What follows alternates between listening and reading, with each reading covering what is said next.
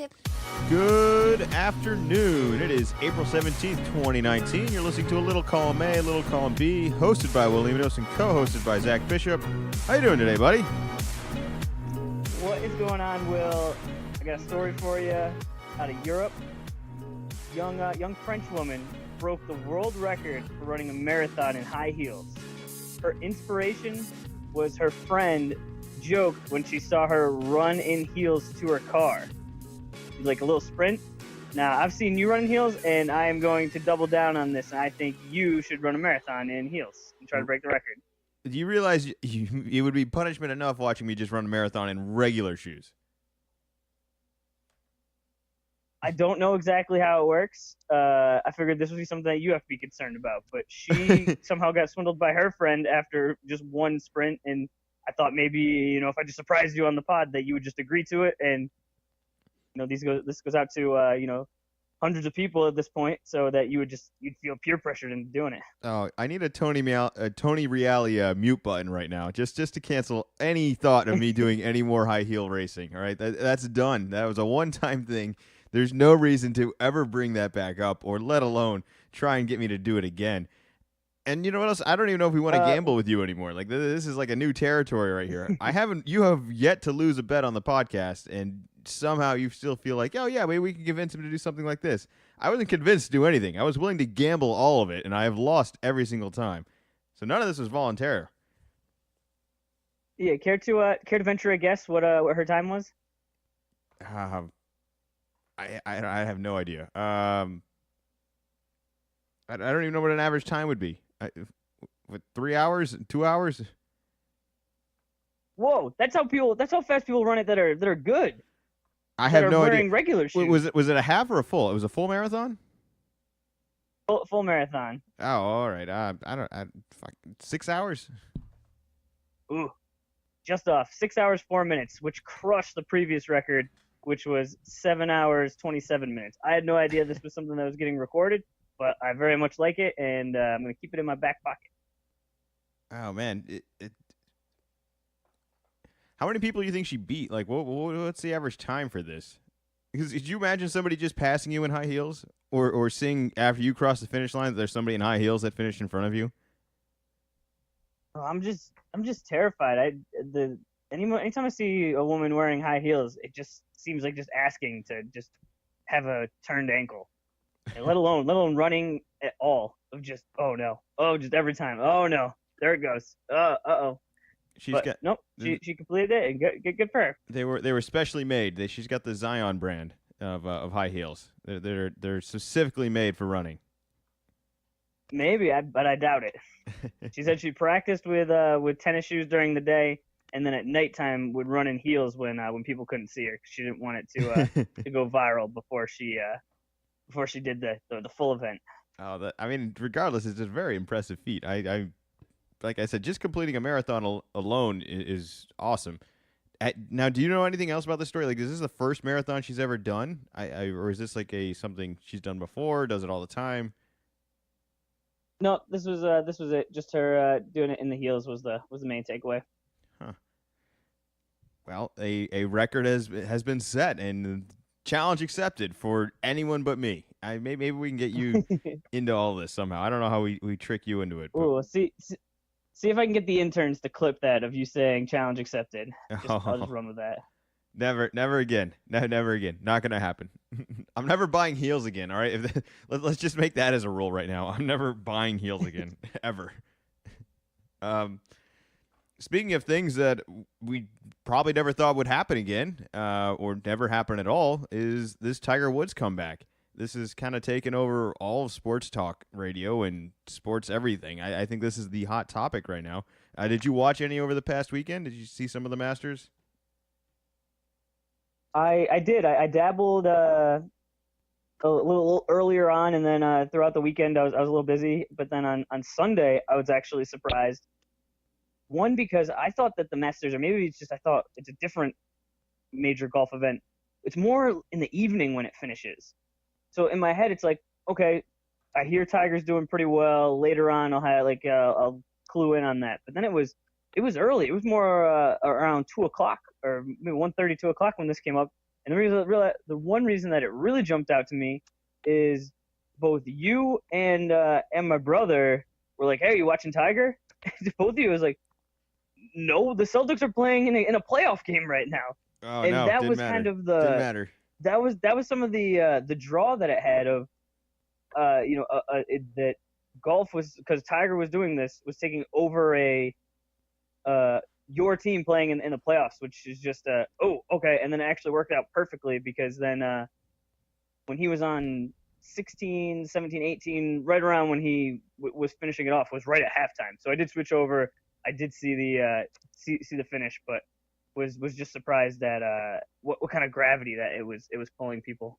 It was fun. It was fun the whole weekend, and even talking to guys at basketball and texting back and forth. It was funny that I don't know anything about golf. I don't know any. I don't even tell you how to keep score on golf. I don't, I have no idea how this whole I game think works. you know how to keep score in golf. But I can tell you, Tiger Woods has a draw. Just knowing and witnessing some sort of greatness of anything, and just hoping it would always come back. It was really fun to see. It was unlike anything else. Plus, just he felt so accomplished at the end when he like kind of did the little cheer and his hands up in the air and then hugging his kid. Like that was just a cool moment, a really really cool just sports moment, and obviously a moment I think he'll remember.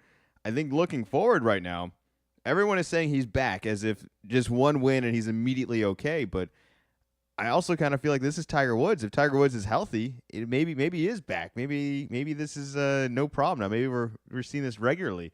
I don't think either of us are very good golf experts, but outside looking in, I mean, do you think we get to see another Tiger Masters Championship or just another major win in the next couple years or maybe next couple months? He's 43, so he's getting up there for an athlete.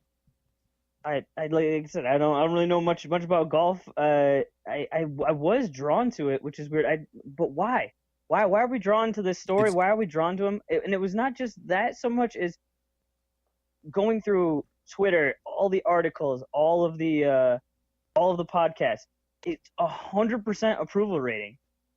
I'm trying to think of other times when it's just 100%. Not one person was poo-pooing it.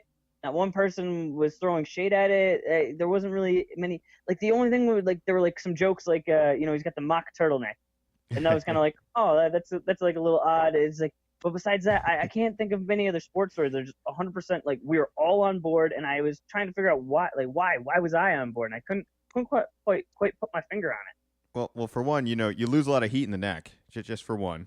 It's just as a heads up. I don't think you got that. That was a Letterkenny reference, but the other thing with Tiger though is I thought that was some sort of California thing. I was like, I no. wasn't aware. I thought it was Go back and watch the Okay. show. They say that all the time. You lose a lot of heat in the neck. But the thing with Tiger is just it's been so long, and Tiger, I think a lot of people like Greenberg specifically. Mike Greenberg had like this huge like monologue talking about all this of how Tiger was the big name before LeBron, the big name before Zion Williams. Like he was the guy. So there was a huge draw. Everybody knew who he was, and then everybody knew him for the wrong reasons for a certain era, and then everybody kind of fizzled out. I think so many people. Did you catch Around the Horn on Monday? Did you used to watch Around the Horn? I don't catch it nearly as much as I used to. Around the Horn on Monday, they did an entire compilation of every single panelist saying Tiger is done in between every commercial break. And it was just 5 minutes of every single person saying, yeah, Tiger's done. I don't know why everyone keeps expecting this to turn around. If it was going to happen, it would have happened by now. Everyone keeps saying this is the beginning of the end, but the end has been over for a long time. Like everybody had a comment, and they just played them back to back to back to back. And you could even see like the set changed on certain times. Like these weren't just new references. Some of these were even used, 8, 10 years this ago. Is over, Yeah, it's been over 10 years now. Yeah, it's been a long time. These takes aren't horrible takes. I think this was kind of the common assumption, and maybe that's why it's had this effect on everyone, because everyone is in the same boat of, yep, he's done. We're never gonna see it again. So we're all surprised at the same time and the same level. Well, I also think that there was a certain expectation with Tiger Woods that this is going to be the guy that's going to break every single record easily. Nobody thought that he would be where he's at right now. I think a lot of people thought this record would have been broken years ago, especially at the pace he was at. The complete collapse was shocking to everybody that this guy was suddenly human and suddenly making these, I'll say, off the field mistakes and or questionable decisions, and obviously having a different lifestyle for a certain period of time, and just I don't know how it all went so bad so fast for him, for a guy that was so far up.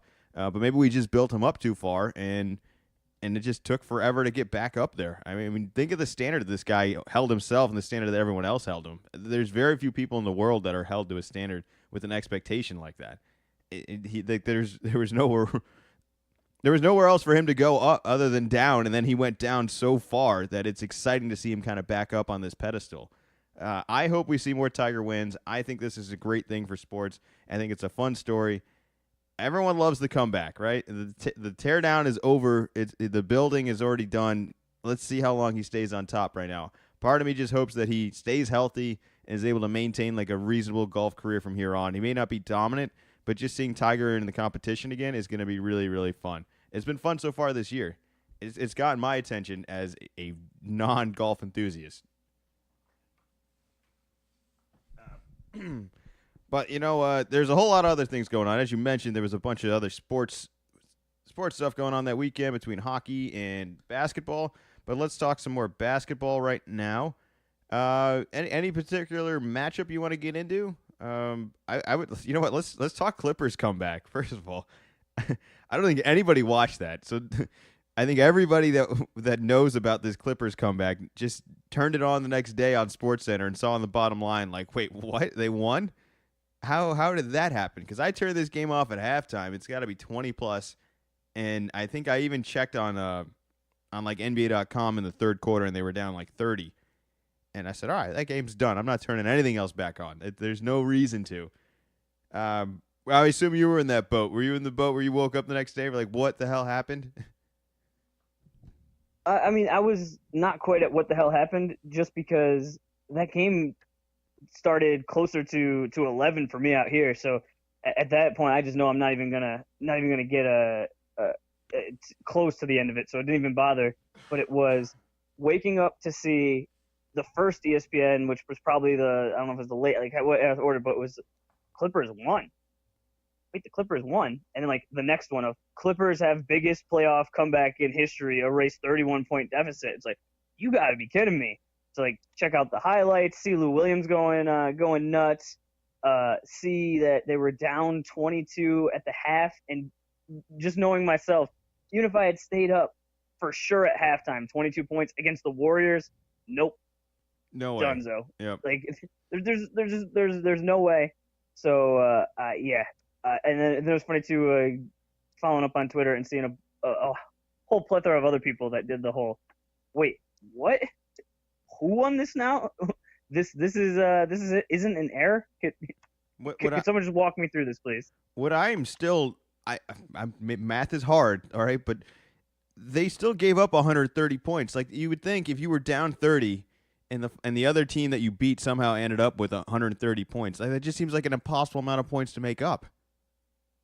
It just it's not like Golden State just stopped scoring. It's like they just scored that much more in the second half than Golden State. I think they had back-to-back 40-plus quarters with Lou Williams leading the way with like 30 in the second half, which that doesn't even seem like enough to me. Like if you told me that these guys were going to come back from a 30-point deficit, that Lou Williams would have to have like 50.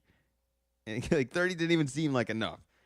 And I've watched the replay. I've watched every single highlight. It doesn't even look like they scored a lot of threes. It was a lot of pick and roll with Lou Williams, a couple and ones, a lot of dump down passes to Montrezl Harrell. That was a stat that I saw, was 5 3-pointers, where just in any of the other comebacks, you just gotta get real hot from three.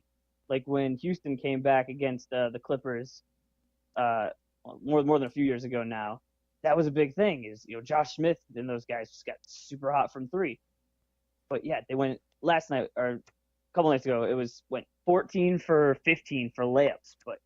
Yeah, you're just expecting it's going to be a bunch of 3-pointers, but it really wasn't. So an unorthodox comeback at that. Just an improbable comeback. I mean, you're playing the best team in the league, the best team that has a dynasty going for a couple of years right now. It just seems so improbable. And not to mention, to do it without shooting threes against the best 3-point shooting team, arguably of all time. Like how does this happen? I don't even know how you let this happen. I mean, even 30 points, you would think. Like Curry played 3 minutes in the third quarter.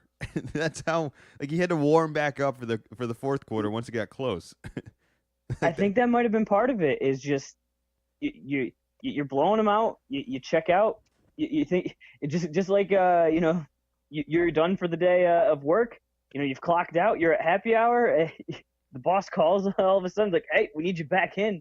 It takes you a little while to warm back up and get back into work mode. I think that might have contributed to the collapse. I, I don't know how it happened, but you know what? Shout out to the Clippers, man. They got heart. I give them that, and I love that these teams don't like each other. It's very strange that they don't. It seems like neither of these teams should really want to care for one another, but they value or disvalue each other so much. There's so much animosity. I don't know how it got to that. And they're not I think even. it's Patrick Beverly and Montrezl Harrell are just mean guys, and they just don't like anybody. And I mean, so I like this is the Beverly, team. man, but let's be honest. Beverly's not that great of a player. Like a lot of this comeback, I think, has to him doing something out of nothing. But they're a lot better when he's not on the floor. Like he does his little gimmicks here and there that do help him in minor moments. But in terms of his actual basketball skill, I mean, he's not worthless. He's definitely worth being an NBA roster, but he's not. He's not a very good offensive threat, and I think his defense is okay, but it gets him in just as much trouble as it gets him out of trouble sometimes, if you ask me. But let's talk some more Clipper roster spots right now, and they made a big trade in the middle of the year right now to trade Tobias Harris and Boban to Philadelphia, and they got back who they got the Shamet guy who hits the big three for the win at the end there. Sounds like a win trade for me. And I think it was a win trade for Philly as well. Boban had a great game for Philly the other day. I didn't know this guy could shoot like filling in that. for Embiid. Yeah, I thought him Oh yeah, making those shots at the top of the key very, very impressive for a guy his size who's able to be not only defensive presence, an offensive effective shooter. Like that came out of nowhere if you ask me. Good for Boban, man. yeah. Put in the work. Yeah, I texted you and said, Boban, known jump shooter. Like, where did this come from? They look good too. They weren't just like lucky. They were just soft shots. No, they look So much time. super smooth. Yeah, Oh, yeah, yeah. Definitely not rushed. It's like, hey, I'm wide open. I'm gonna think about this a little bit. Okay, all right. I'm gonna hit it. so do you think one of these teams really won in that deal, or do you think both teams won? I don't really have a problem with either side at this point. No, because teams are going two different directions. Sixers are looking to win right now, so they're looking for the best player for right now, where the Clippers are more looking to accumulate assets. And I think that even just getting one win against the Warriors, even if I think they had just pushed the Warriors and they had lost, I think they've met expectations. Everything's gravy. They're good. Yeah, no, I like the Shamit guy too. I think we're gonna everyone's gonna know his name soon. I think he's gonna be a 3-and-D guy and maybe a little bit more. I think he's gonna be somebody you're gonna want to know. Let's see other trades here. I mean, who else made the big moves of the summer or the off season here? Sixers got Jimmy Butler. Sixers did get Jimmy Butler. See that one's kind of strange though because they felt like Jimmy was going to leave anyways. But they lost out on Covington and Sarge. It's kind of hard to say that they're missing those pieces when they got a lot more with the Tobias trade as well.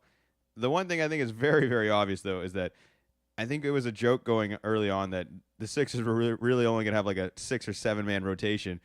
They really only have like 6 or 7 guys that are worth playing right now. The rest of that roster is all filler. Like there's not a whole lot there. Their depth, I think, is actually starting to be a little bit more concerning, and I think they're starting to recognize that a lot more right now. Just how much these other teams have fresh bodies coming in and out, and these guys got the same people. And one injury to Embiid, and they just lost like half their lineup. Well, Embiid is he's definitely their most important player, and if he's not healthy, they're going to be in trouble. But both them and the Raptors, who lost their first game, both turned around in the past couple of days and really laid a beat down on Orlando. And and their teams respectively. So I think that they've kind of both righted the ships. All right. Well, I don't want to. I really don't want to talk Toronto, and I don't even want to talk about Kawhi Leonard's future. I really just want to talk about Kyle Lowry and scoring 0 in the first game. I mean, this guy. I can't like. Oh, so much struggling. We've talked on the podcast about Virginia college basketball, like the team, and just how there's always an expectation, and they're very good in the regular season, and they're never able to get over that hump. And then finally this year they get there, surprisingly. Like I think this was the year nobody expected it, and they do it. Can Kyle Lowry just make everyone's life easier and just play better in the playoffs? Because I really like this guy. I think he's clearly a talented guy, but if it's really hard to give him any credit at all if he keeps flopping in the playoffs. Like he can't dud like this. He played well last night, but man, was that not good in the first game again, which Raptors notoriously struggling, and it's you or the same guy again. Oh yeah, that was just a bad look. Like how can you root for somebody like that and not address it? And if you're trying to keep a guy like Kawhi Leonard and you're supposed to be the strong number 2 that's got his back, and you come up with a goose egg that day, and then you got to make a comment to the press of being like, I do a lot more than just score. I know I didn't score any of that game, but I was still a big presence on the floor and had an impact on the game. It's like, yeah, but that's not what we're paying you for, and that's not what a number 2 is supposed to do. If you want to be one of these guys, you don't get to say that kind of comment. You got to deal with this kind of pressure if you want to be on this upper echelon of players.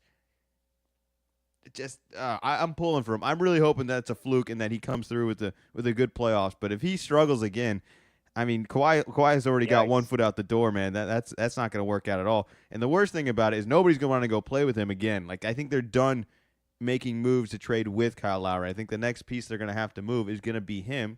And I don't know what the value is going to be at his age and his playoff experience. It's just going to put Toronto in a really bad situation. So I'm pulling for him. I do like Orlando. Kyle Lowry needs a W, man. All right, let's help this guy out for the sake, because he's a really good guy and a really good player. He needs to come through. Yeah. Well, he got one, and maybe he's just settling down, and we'll see what happens in the next couple of games. Let's see. Going kind of around the horn here, I'd say the other big matchup is San Antonio and Denver. And Denver has the largest roster ever of just body after body, every single substitution. It's like, oh, they have that guy. Oh, they got this guy. Oh, this guy's good too. And talk about like Isaiah Thomas is there. Yeah. But you know who they don't have? They don't have Popovich. Man, that has shown immediately. And I don't even think Denver played that poorly in game 1. They just got out coached. They just got out like they just had a bad game plan. Like Pop was ready for everything. How much value does Pop have right now? Because I don't think he has the more talented team, but he certainly is outweighing his coaching strategies and forcing Denver to be uncomfortable with things. Who are you giving the upper hand to right now? It's a 1-1 draw. Ooh, and the Spurs were in control for a bunch of that game. Easily could have won. But, well, another late game, so it didn't quite get to get to see the end of that. But actually, wasn't that the NBA TV one last night too? Yeah, it was. Yeah, it was. Yeah. Sidebar on that. I think I definitely ranted about this last year. How was it 2019 and there's not easy access to a playoff NBA basketball game? How is Amazon or your YouTube or one of the online not grab these up? I get it's not Thursday night football. It's not the most marquee, but there's got to be a bunch of people that are looking to watch these games and got to be so frustrated that it's on NBA TV. I'm pretty sure NBA TV comes with YouTube TV. So if you're looking for a cable solution, YouTube TV would be the way to go, which is great because it works with the Chromecast really well too.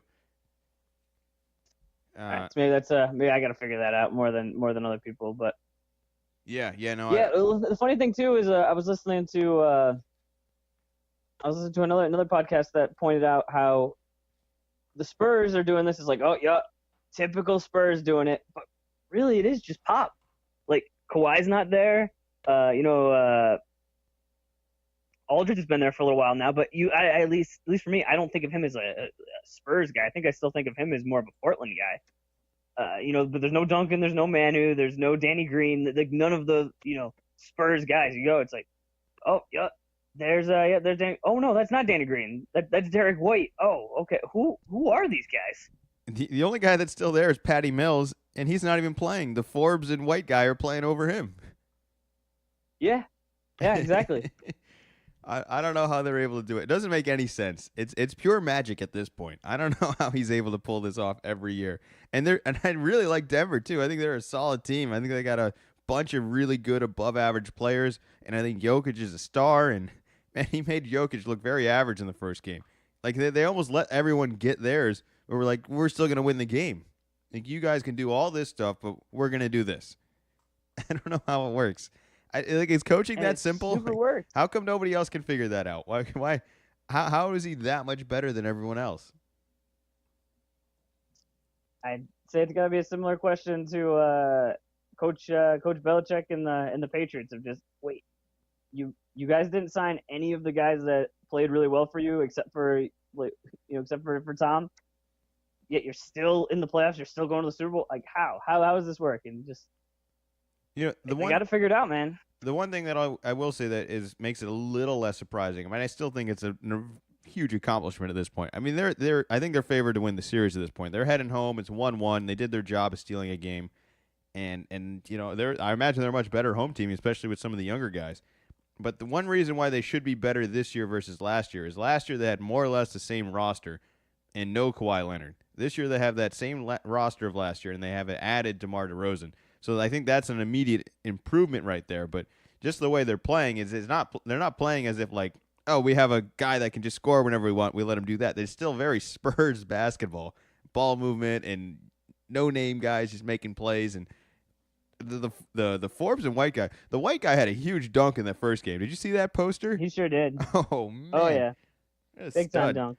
He's gonna be a stud too. Well, I hate it. I hate it. He's gonna be like the next George Hill. If they don't resign him, he's gonna play for like 12 other teams after this. Every playoff chasing team. I just checked, and the Nuggets are still favored. Ooh. So if you're looking to get some plus money and you are confident the Spurs are going to win, there's an option for you. Well, while we're on the topic of gambling, let's talk some Doc Rivers dropping some cash, and let's talk somebody winning some cash on the Tiger Woods earlier. So Doc Rivers does the press conference after the comeback the other day, and I don't know if this was some good karma or what. I don't know why he felt the need to share the story. He doesn't name the guy's name or anything, but he says earlier that day, he was walking around somewhere outside L.A. and somebody came up to him and said, "Hey, did you drop this?" And he turned around and it's $2,000 cash in like a money clip. And Doc goes, "Yeah, I dropped it." And the stranger just returned it to him. And he went in the press conference. He's like, "I just want to thank that stranger for just being a nice guy." Like, he's Doc Rivers. I'm sure $2,000, albeit a lot of money, is probably not that much money to Doc Rivers. What would you do? Would you return it? Do you think he knew it was Doc Rivers, actually? Do you think the guy returning it knew who it was? I'm thinking no. All right, now let me ask you, if you knew who it was, would you do something different? I'm thinking the average NBA fan knows who Doc Rivers is, but the average person in the world does not know who Doc Rivers is. All right.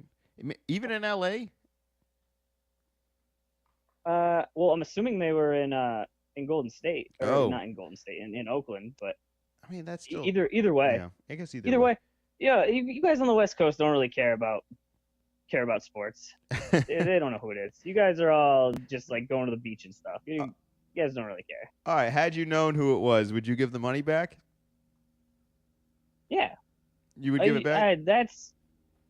You find that type of money, that's the kind of money that people will come find you afterwards. That seems real risky. Just scoop that up and be like, "This is mine now." It's cash. It's cash. All right, the only reason I would return it is just to have the chance to meet Doc Rivers if I know it's Doc Rivers. Well, didn't he make the comment that if the guy hadn't run away, that he could have got some game tickets? Oh, yeah, I don't know. I think he was just uncomfortable at the time. But again, it sounded like in the story this guy didn't know who he was. I think both our hypotheticals, we are hoping that we know who Doc Rivers is in person. I'm thinking too that this guy, because it sounded like it was when he was pulling his phone out, and I think it was probably more of a gut reaction than guy finding a money clip with a whole bunch of money. I think it was probably more of a, you're walking around, you see a guy pull something out of his pocket, you see something fall on the ground, you're just like, hey buddy, you dropped something, and you were just like you're like, I've already done way more than I have to, and I don't want any interaction with this random stranger. Like, I'm going this way, you're going that way, and just you're not looking like you didn't even know like you really helped the guy out. You're just like, hey, you dropped something. Could have easily been a tourist pamphlet. You have no idea. Well, anyway, shout out to the Good Samaritan. All right, and shout out to the Clippers again for just an improbable comeback. But while we're on the topic of money, I should have brought this up earlier. It's my fault for not talking about it. But we got a quick little gambling story right now. Somebody won some big money with Tiger Woods winning the Masters. How much did he have to put down to win? What is it? 1.2 million. He won. He put down $85,000 at 14-1 on Tiger Woods to win. Oh man, this is no amateur. Hold on. Don't jump the gun here. Total amateur. Never gambled on sports in his life. This is his first sports bet. Let me just walk you through some of this stuff. Let me just the guy's name is James Adducci. He 39 years old. So a grown man. He's a self-employed day trader.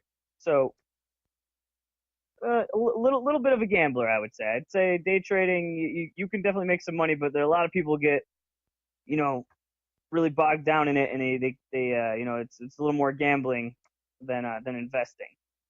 Yep.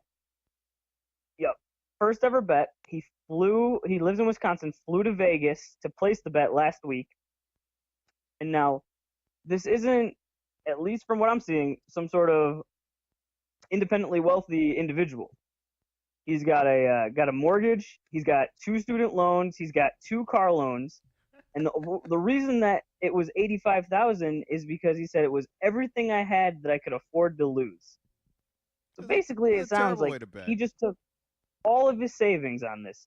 When I first saw gambler wins 1.2 million, I figured for sure it was one of those like super duper rich, like, hey, put 500 grand in, and just someone that has oodles of money, or it was some sort of crazy prop bet, like a guy did this 6 years ago and picked the date and picked the stroke count and got a trifecta with who was going to take second and third, and almost like a crazy parlay where it just all this crazy stuff had to happen, and he only he put in $100 and it just worked out for him.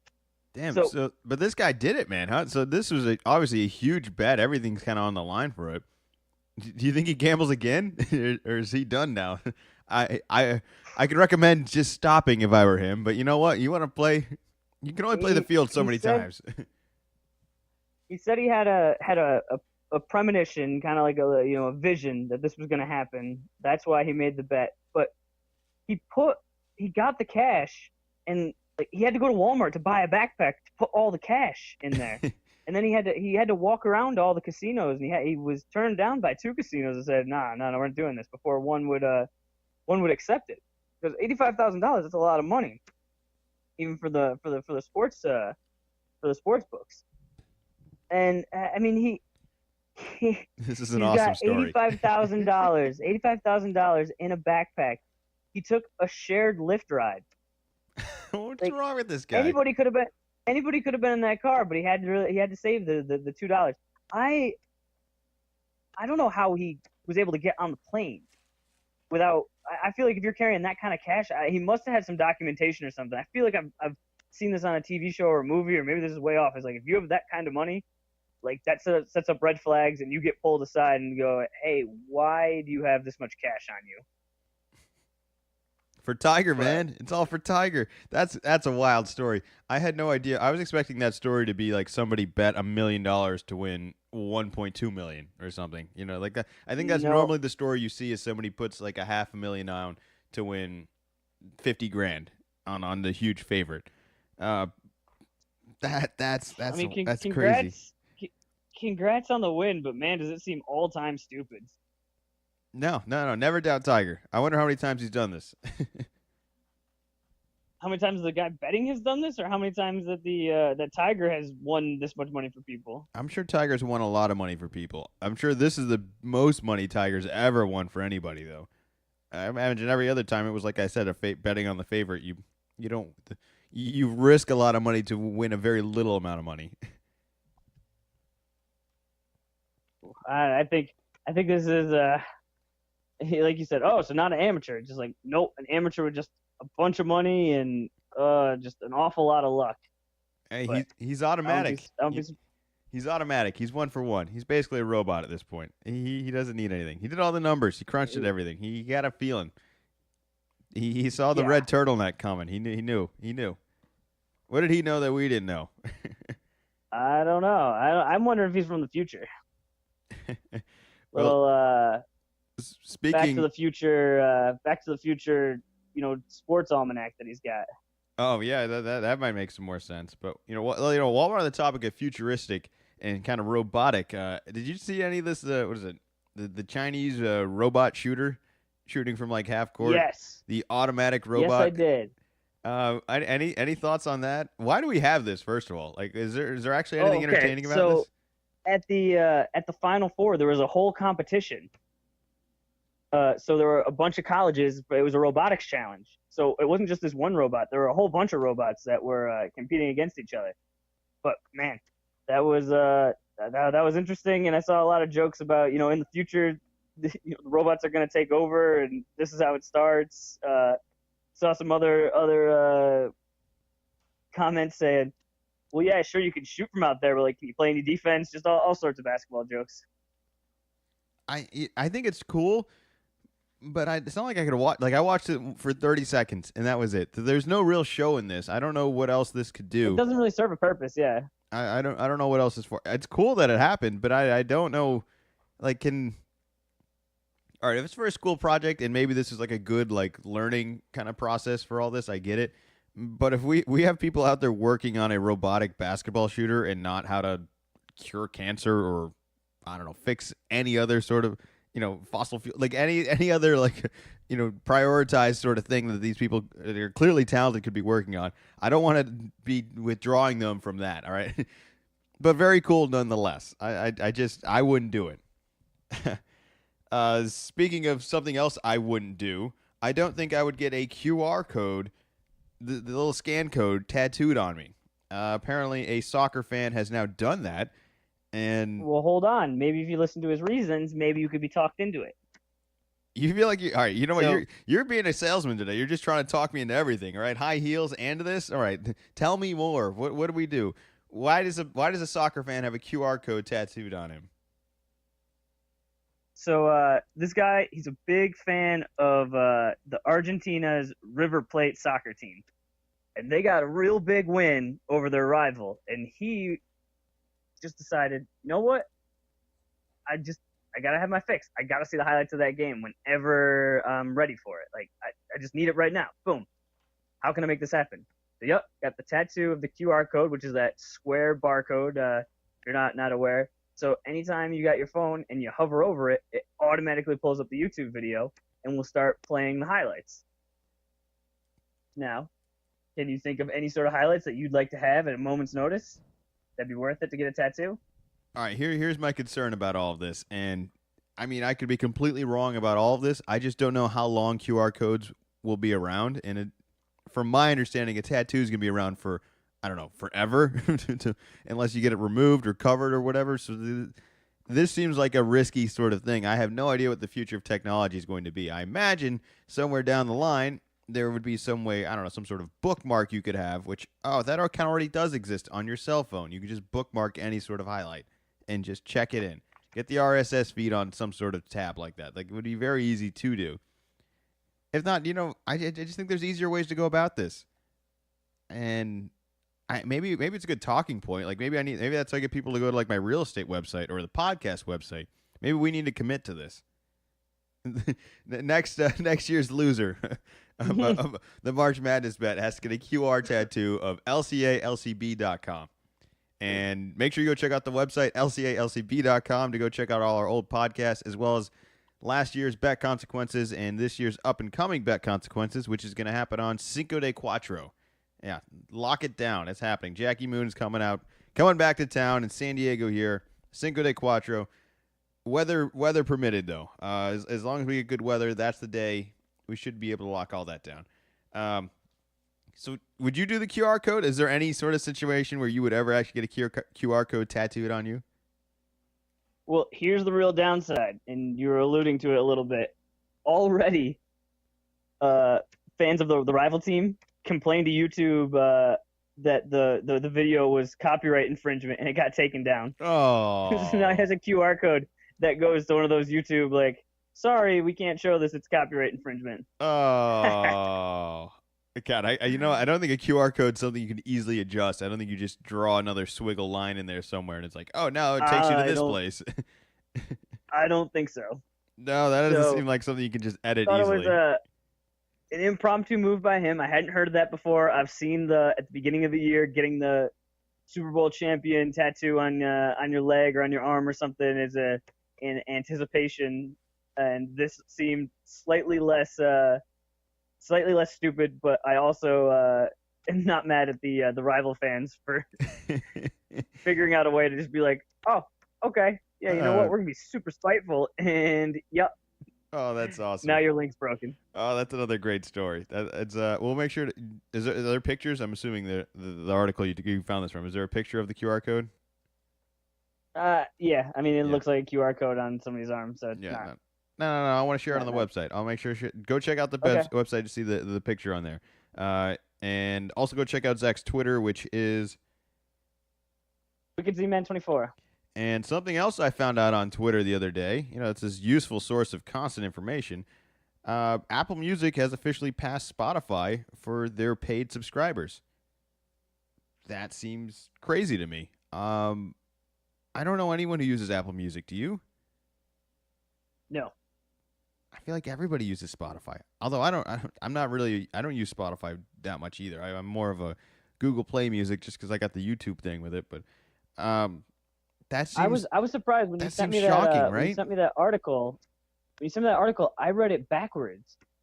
I read it as Spotify goes past Apple Music, and I was like, oh, that makes sense. And then I had to read it again and go, wait, hold on. What's happening now? Because like you said, I know a bunch of people that use Spotify. It did say in the article this is for paid subscriptions, and so a lot of I just use Spotify with the regular. But I was wondering if being Apple, if there's some sort of gray area of, oh yeah, no, they bought it. Of yes, this came with your iPhone. So does that kind of juke the stats at all, or does it just kind of make it easy of, oh, I have this iPhone. Now I'd like to have music. What do I do? Oh, there's already this app that's right here. Let me go into it, and it just makes it easier.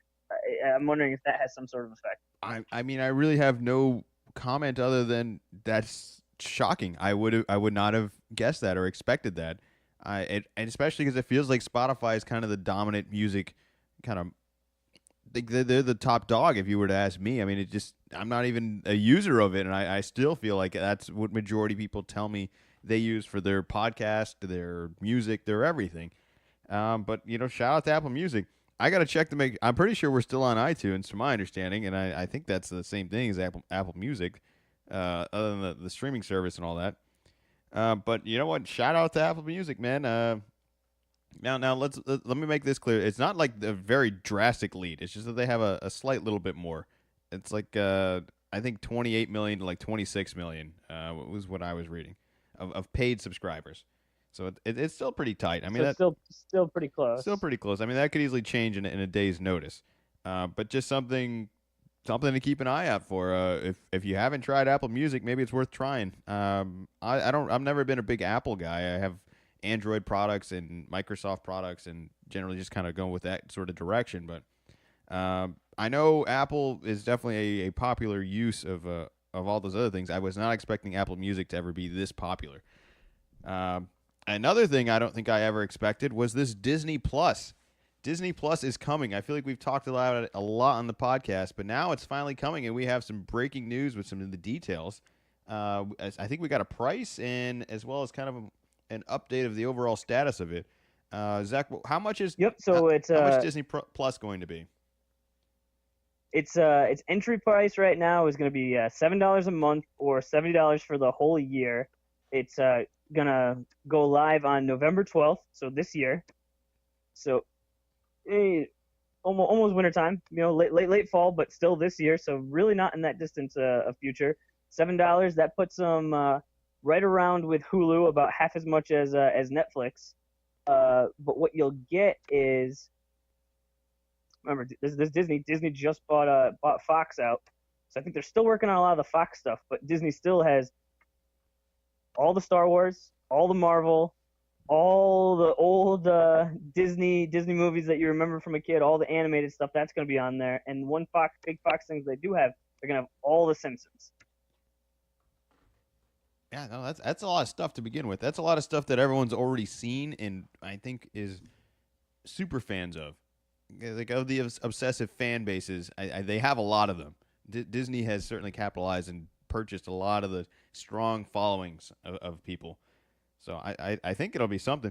I think where their pricing strategy was very strategic. I think they intentionally made it a little bit lower than everything else.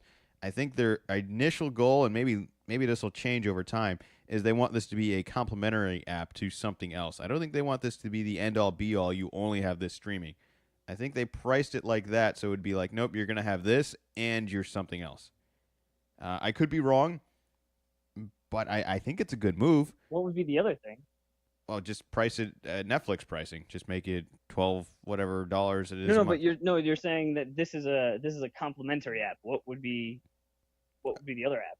Oh, Netflix. I think you have Disney Plus and Netflix, Disney Plus and Hulu, Disney Plus and Amazon Prime.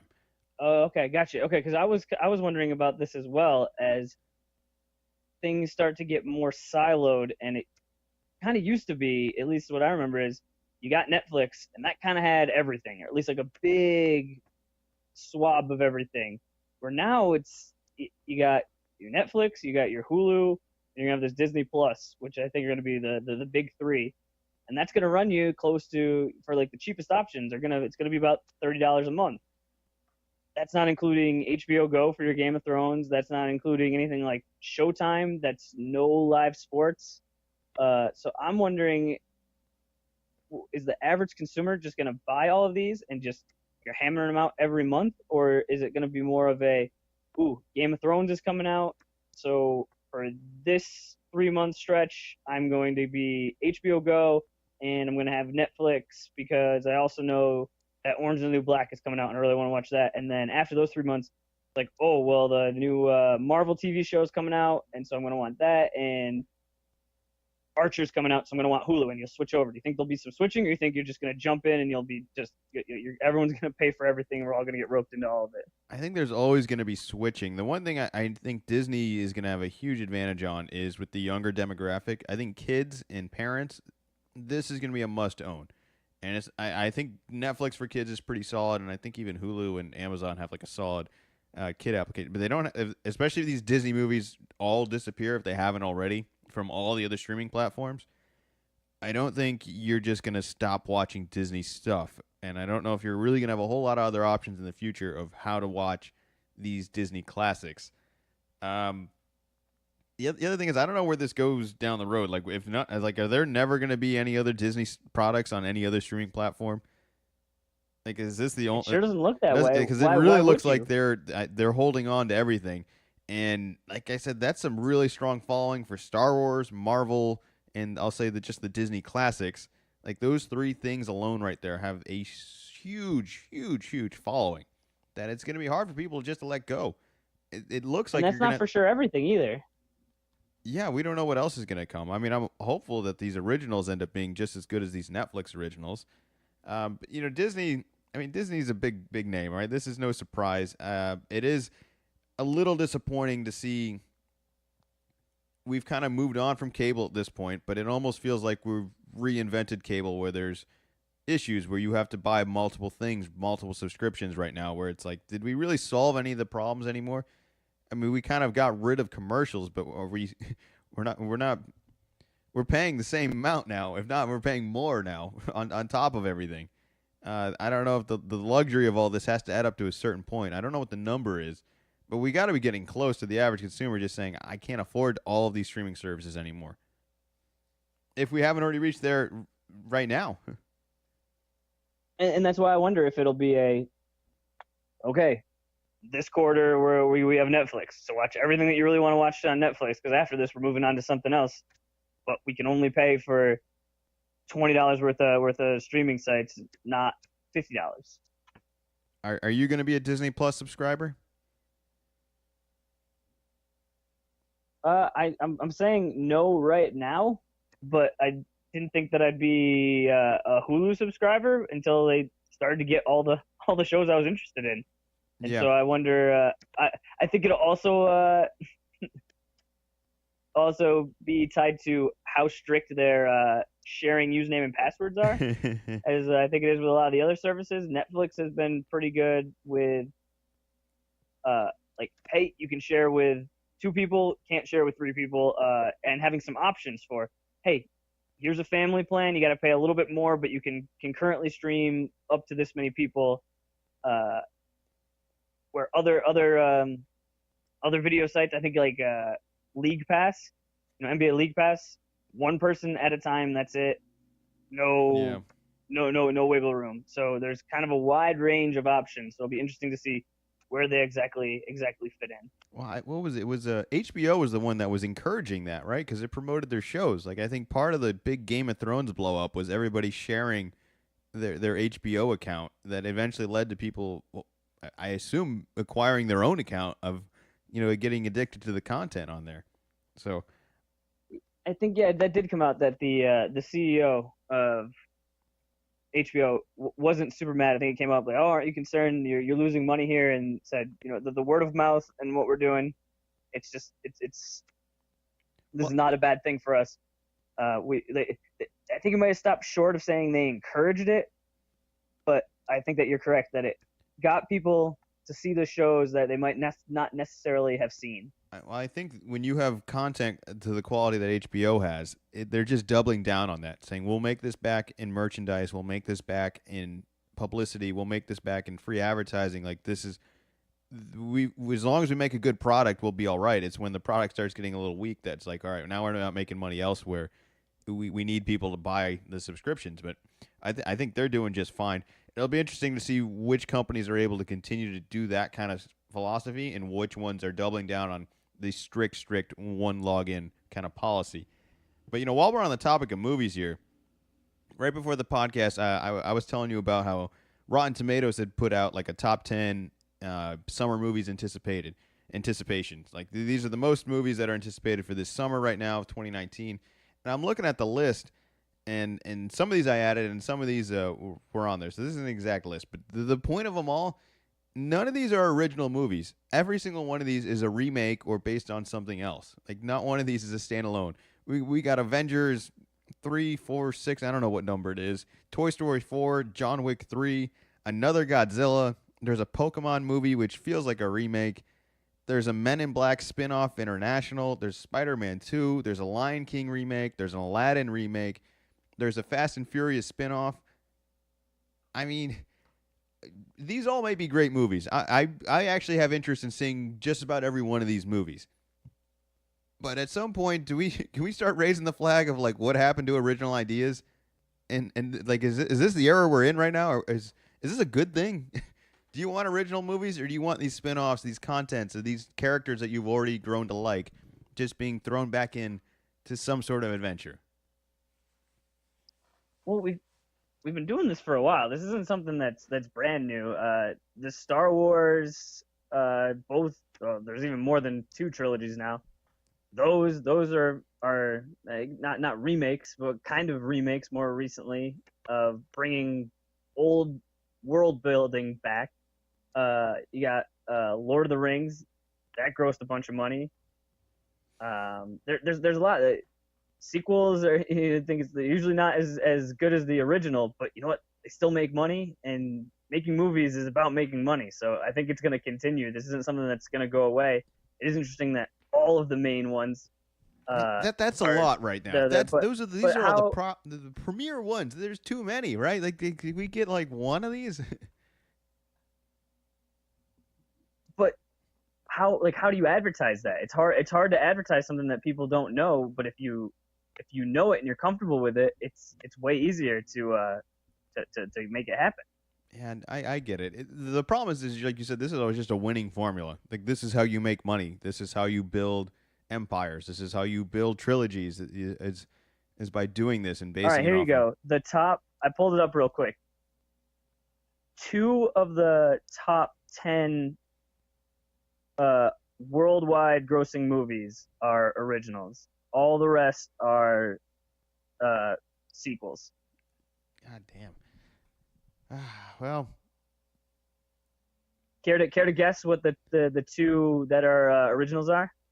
of just One of them is already in the works of getting sequels made of it, and one of them I don't think is gonna have a sequel. they're just standalone movies. One came out when we were in college. The other one came out when I'm gonna say like we were small kids. Popular movies that made money that didn't have a sequel. I don't know why this is coming up, but is Superbad one? I feel like that was a big one. No, not super bad. Because that didn't get a sequel. Both dramas. Both dramas. I have no idea. I'm sure it's something fairly obvious if you're a huge movie buff. I'm too busy Nope. watching sequels to watch something original. Yeah, there you go. Yeah, no, you should have known both of them. Avatar and Titanic. Oh, yeah. Hold on. Avatar's getting another one, right? This whole Disney Fox That's deal, what like I said, that yeah. was part of this, right? They wanted to do another Avatar. All right, here, hold on. Let me just read through the list, and you stop me when something's original, okay? All right. All right, so we got Avatar and Titanic. Those are at the top, but then afterwards, Star Wars: The Force Awakens, Avengers: Infinity War, Jurassic World, Marvel's The Avengers, Furious 7, Avengers: Age of Ultron, Black Panther, Harry Potter, the 7th one, another Star Wars, another Jurassic World, Frozen, Beauty and the Beast 2017, Incredibles 2, Furious movie, Iron Man 3, Minions, Captain America: Civil War, Aquaman, Transformers, Lord of the Rings, Skyfall, Transformers, Batman, man. Toy Story 3, I'm already down to 30. Like you know what? Hold on. those are what make money. How many of those are Disney owned I already? think Frozen might be original. I'm not sure about that though. But besides that, it's like all, and I'm even looking past that, like the top 50, man, all of them. All right, so maybe I'm making a big deal out of something that's just going. This is how it is. This is how you make money. This is how you make money. This is the business. I mean, some of this is a little bit misleading because I don't believe this is adjusted for inflation. So obviously, movies more recently are going to make more money, but I think the point still stands. Well, I think I want to say there was another Rotten Tomatoes article about talking about how the movie budgets, like, nobody gets huge budgets anymore. You get the big names and you get this standard kind of thing. There's no middle ground. Yeah. There's not a whole lot there. You know, you're kind of just stuck with whatever you get. There's no the real extravagant budget anymore, from my understanding in movies. Like, they just want you to remake the same thing, get the good writers on there. Oh, and these movies that we just talked about, I'm sure they're getting extravagant budgets. The Marvel movies, the Fast movies, oh, they have huge budgets. yeah, but with the I don't know. I But, imagine with but the you're not getting a big. I don't think you're getting a big budget. You're not getting a big budget for something that's not proven. yeah. Because Yeah, I think it's that's what I was trying to get it's to. a risk profile. You know, it's a business. You're not gonna. Why create something new when you can create something that's just slightly different that you know is gonna, like, you know where the floor is gonna be. No, it's just welcome to 2019. Well, I guess that's just my little movie rant right there. The sad thing is I'm gonna go see just about every one of those movies I just named. Actually, and you know what? Well, one movie I am excited for that I didn't mention is the Once Upon a Time, the Tarantino movie that's gonna be with Brad Pitt and Leonardo DiCaprio. I saw the trailer the other day for the Shazam, and or maybe it wasn't Shazam.